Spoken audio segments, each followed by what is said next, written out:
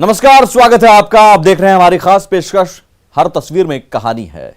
बेतिया के एक परिवार ने अपने शराबी बेटे को सबक सिखाने के लिए ऐसा कदम उठाया जो आज हर किसी के लिए मिसाल बन गया है। देखिए कहानी।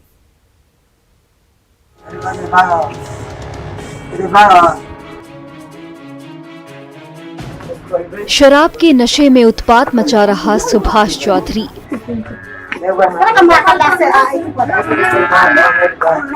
अपने घर में ही बंधक बना हुआ है। वो बार बार मिन्नत कर रहा है, कलाई खोलने की गुहार लगा रहा है।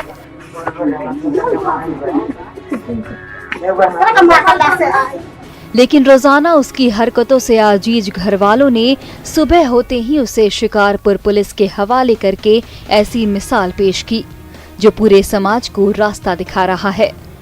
ये कहानी है एक लाचार बाप, बेबस माँ और परेशान पत्नी की, जो शराबी बेटे और शराबी पति सुभाष से परेशान थे।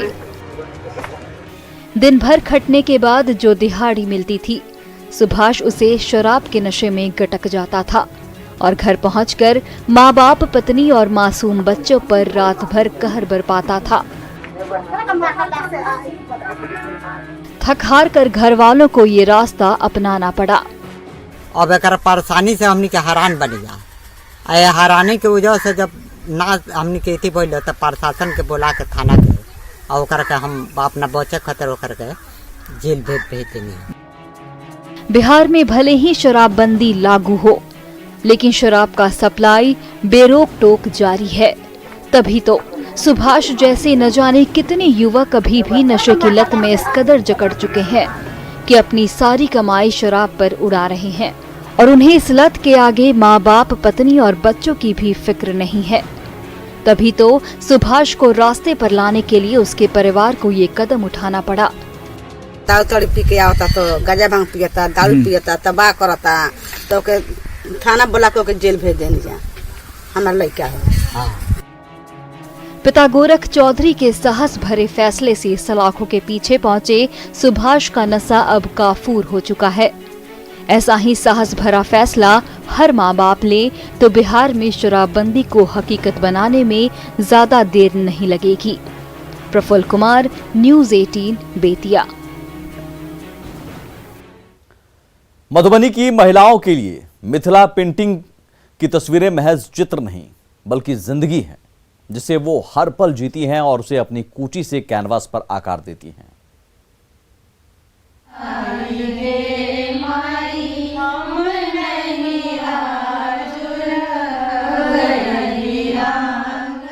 होठों पर मैथिली गीत की मिठास और हाथ में कूची थामे मिथिला चित्रकला संस्थान की ये प्रोफेसर और छात्राएं अपनी कल्पना को कागज पर उकेर रही हैं।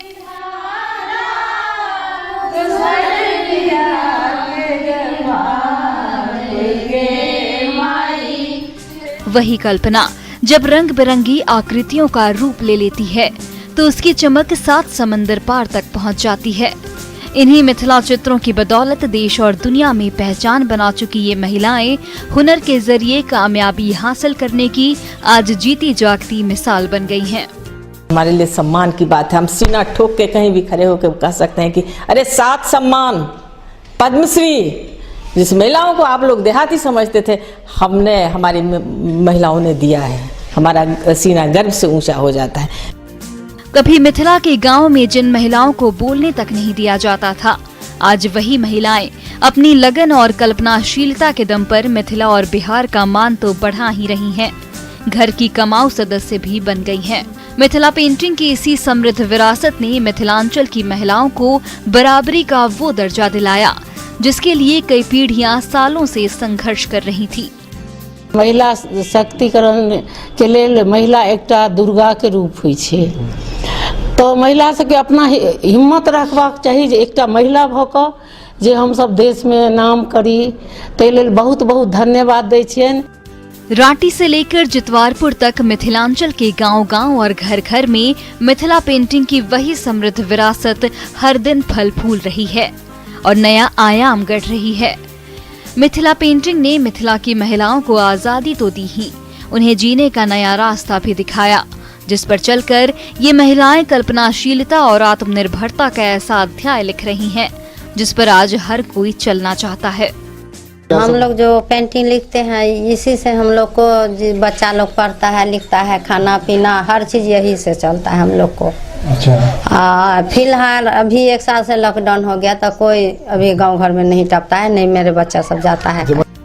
जिंदगी के खूबसूरत रंगों से सजे इन रंग बिरंगे मिथिला चित्रों ने आज मिथिलांचल के गांव-गांव और घर घर की जिंदगी को तो खूबसूरत बना ही दिया है, आधी आबादी को पूरी आजादी दिलाने का रास्ता भी खोल दिया है।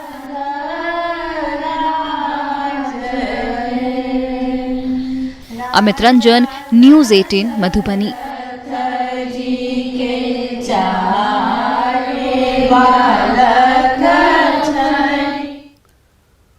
बिहार पुलिस का चुस्त दुरुस्त डॉग दस्ता शातिर से शातिर अपराधियों के छक्के छुड़ाने के लिए पूरी तरह से तैयार है। पाताल में भी अपराधियों को सूंघ लेने वाले ये स्वान दस्ता वाकई कमाल का है।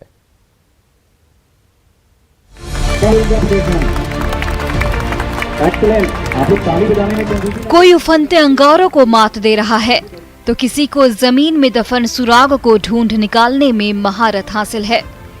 ये है बिहार पुलिस की चुस्त दुरुस्त डॉग स्क्वाड के वो 25 दमदार डॉगी, जो शातिर से शातिर अपराधियों और तस्करों की हर साजिश को पलक झपकते विफल कर देते हैं।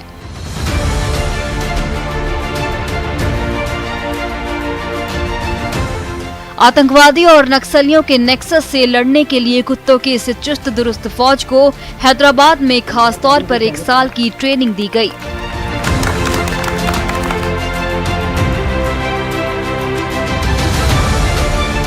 और आज डॉगी की ये सेना मुश्किल से मुश्किल हालात में भी अपराधियों की हर हरकत का पता लगाने के लिए पूरी तरह से तैयार हो चुकी है। बिहार सरकार के स्तर से प्रत्येक जिले में 4 डॉग्स का एक यूनिट सृजित किया गया है। उसके लिए केनल का निर्माण 3 चरणों में चल रहा है। प्रथम चरण पूर्ण हो गया है। बिहार पुलिस का हिस्सा बने डॉग स्क्वाड के 5 डॉगी नारकोटिक्स का पता लगाने में माहिर हैं। तो 12 कुत्ते जमीन के अंदर दफन हर तरह के खतरनाक एक्सप्लोसिव का पलक झपकते सुराग ढूंढ सकते हैं।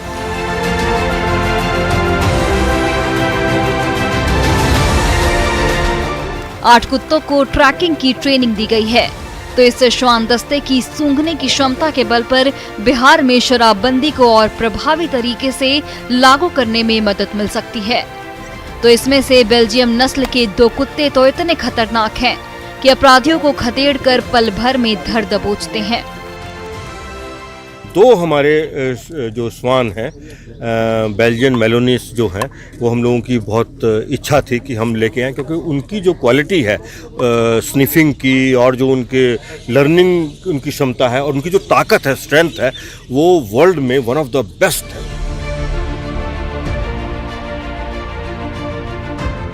बिहार पुलिस के डॉग स्क्वाड में शामिल हर एक डॉगी किसी न किसी विधा में पूरी तरह से एक्सपर्ट है। इनकी मदद से बिहार पुलिस हर साजिश का न सिर्फ समय रहते पता लगा सकती है, बल्कि उसे आसानी से विफल भी कर सकती है। अमित कुमार, न्यूज़ 18 पटना।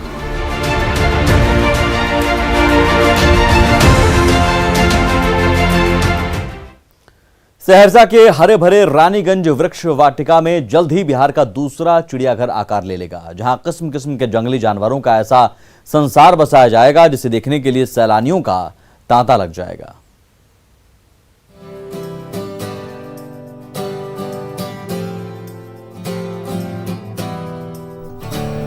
वो दिन दूर नहीं जब हरे भरे दरख्तों और दुर्लभ जंगली जानवरों से भरे पूरे अररिया के रानीगंज वृक्ष वाटिका में दुनिया भर के जंगली जानवरों का ऐसा भरा पूरा संसार बसाया जाएगा, जिसे करीब से देखने के लिए देश और दुनिया भर से सालों भर सैलानियों का तांता लगा रहेगा।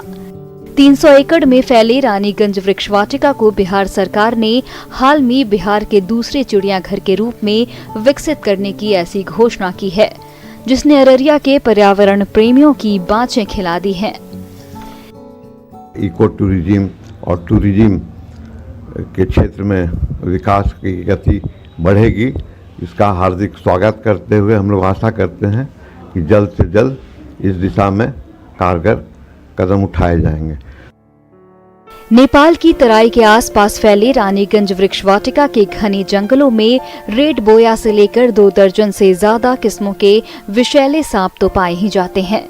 हॉग डियर से लेकर हिरन और कई दूसरे जंगली जानवरों का यहाँ ऐसा संसार बसा हुआ है जो हमेशा से प्रकृति और वन प्रेमियों को अपनी ओर आकर्षित करता रहा है। जैव विविधता से भरे इसी हरे भरे जंगल में जब बिहार का दूसरा चिड़ियाघर आकार ले लेगा तो उसका नजारा। पटना के वसी अहमद दानापुर में लीज की जमीन पर मछली पाल रहे हैं। वो कभी विदेश में मैकेनिकल इंजीनियर थे, लेकिन स्वरोजगार के मकसद से उन्होंने नौकरी छोड़ दी।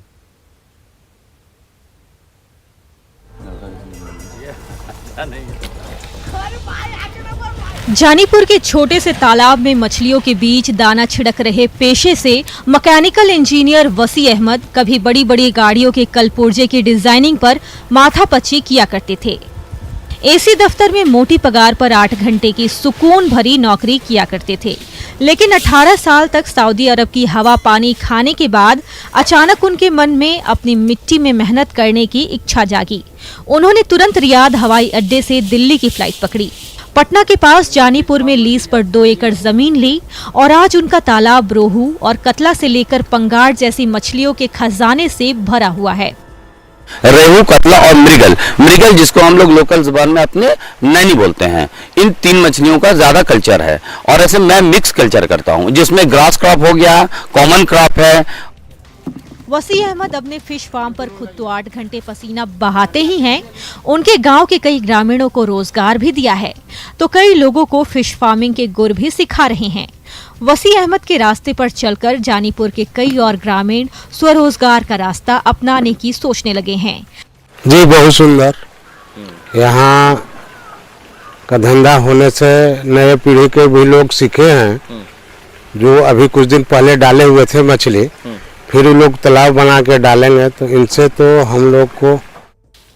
ऊंची डिग्री हासिल कर विदेश में नौकरी करने के बाद जब वसी अहमद अपने गांव लौटे तो उन्होंने अपनी लगन और कड़ी मेहनत से इस तालाब में किस्म किस्म की मछलियों का ऐसा संसार बसा लिया जो हर किसी को प्रेरणा दे रही है। रजनीश कुमार, न्यूज़ 18, पटना। और इसी के साथ इस खास पेशकश में बस इतना ही। आगे भी खबरों का सिलसिला लगातार जारी है।